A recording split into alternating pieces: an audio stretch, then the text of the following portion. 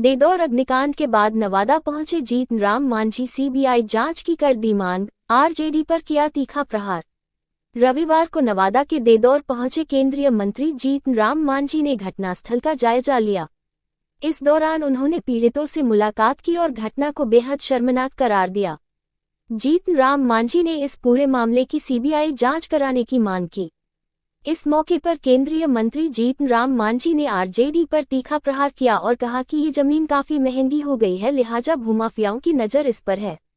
उन्होंने स्पष्ट तौर पर कहा कि 100 में से 70 ऐसे मामले आते हैं, आरजेडी के लोगों का खासकर हाथ होता है। बता दें कि नवादा में महादलित बस्ती में दबंगों ने फायरिंग करने के साथ साथ लगभग 2 दर्जन फूस के घरों को आग के हवाले कर दिया था। वहीं इस घटना के बाद मुख्य अपराधी नंदू पासवान सहित 15 आरोपियों को गिरफ्तार कर लिया गया था।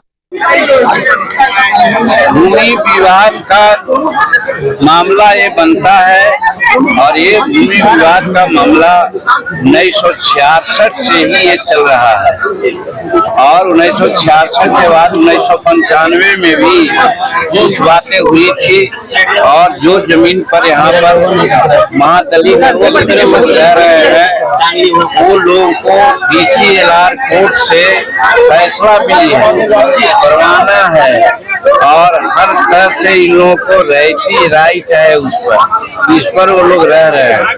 कुछ भू माफिया लोग और जिनकी जमीन पहले ये थी आपस में मिल करके चूंकि ये जमीन अब बहुत महंगी हो गई है, उनकी गिद्ध दृष्टि गई है और उन लोग यही सोचा है जो जनरल फिनोमेना है कि जहाँ दलित लोग रहता है और ज्यादा कीमती जमीन हो गई है तो उन लोगों को परवाना मिला है तो न परवाना मिला है तो उन लोगों को वहाँ से इन प्रकार हटा दिया जाता है। इसी एपिसोड में ये भी आपको घटना है कि यहाँ पर जमीन 16 एकड़ समथिंग है और 16 एकड़ जमीन में 15 एकड़ 59 जमीन है और अब सड़क के किनारे हो गया है। ये जमीन कई 1 लाख रुपए कट्ठा की बात हो गई है। तो पहले तो लोगों के दिमाग था कि ये सब छावन का जमीन है, इस पर कोई मामला नहीं बनता, लेकिन अब जब जमीन महंगी हो गई है तो सब लोगों की अब इसमें गिद्ध दृष्टि लग गई कि किसी तरह से यहाँ दलितों को भगाओ यहाँ से।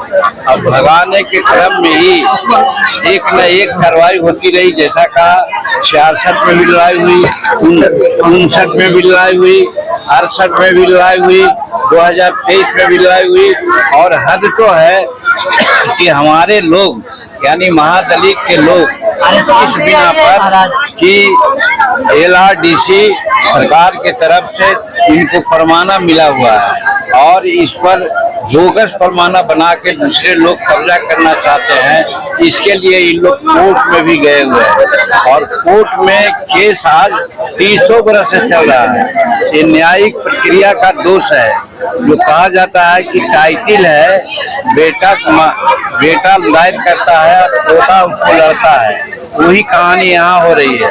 मैं यहाँ पर न्यायिक प्रक्रिया का दोष को हम कंडेम करते हैं कि गरीब घर के लोग इतना दिन नहीं रह सकते और अगर जो ये लोग टाइटल किए हुए हैं इसका निपटारा अगर पहले हो गया होता, जो 24 साल से चल रहा है टाइटल, अगर 10 साल पहले निपटारा हो गया होता तो शायद ये मामला नहीं आता। तो इसमें कोर्ट का भी दोष है जिसके चलते भूमि माफिया को लगा कि इन प्रकार है हम अब इसको जमीन को कब्जा करने हैं और कब्जा करने का एक ही तरीका उन लोगों का है कि घर में आग लगा दो, मार दो, डकैती कर दो और अनेक तरह से टॉर्चर करो ताकि लोग भाग जाएगा। हम धन्यवाद देते हैं यहाँ के लोगों को, देदौर कृष्णानगर के महादलितों को कि जो आज तक खड़े हुए हैं। प्रशासन से हमने पूछा तो प्रशासन का जानकारी का अभाव है। उन लोगों ने कहा कि मात्र 3 बरस से लोग रह रहे हैं, जो कि सफेद झूठ है।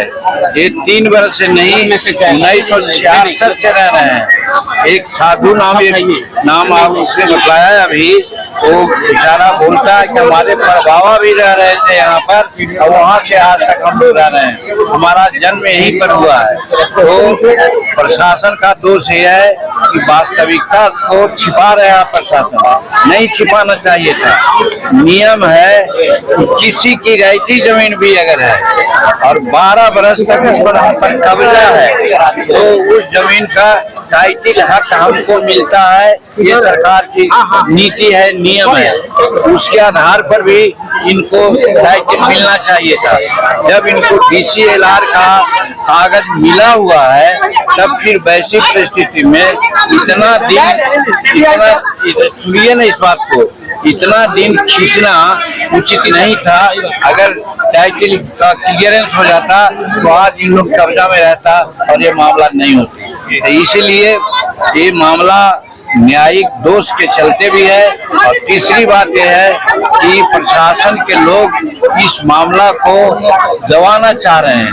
वो लोग 2-3 साल से रहे हुए बतला रहे हैं। इसका मतलब है भू माफियाओं को साथ दे रहे हैं, जबकि सच्चाई है कि 1966 से लोग रह रहे हैं।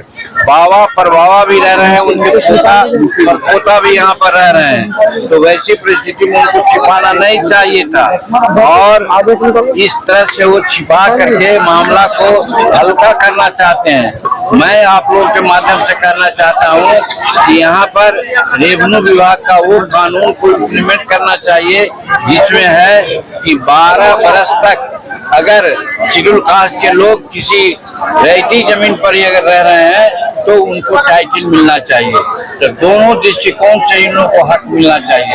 अब जो आग लगाया है पेट्रोल छील करके, हमको समझ में आ रहा है कि जिस पासवान का नाम लिया गया है वो पासवान अकेले नहीं है, उसके पीछे अदृश्य कुछ शक्तियां हैं जिनके चलते हमको मालूम है यहाँ पर ऐसी शक्तियां यहाँ पर है कि जिसके चाहने पर ही हवा इधर उधर चलती है। उनके कहने से हवा भी नहीं इधर उधर कर सकती है। फिर ये घटना घट गई, इसका मतलब है कि अदृश्य रूप में वो लोग भी इस घटना को साथ दे रहे हैं।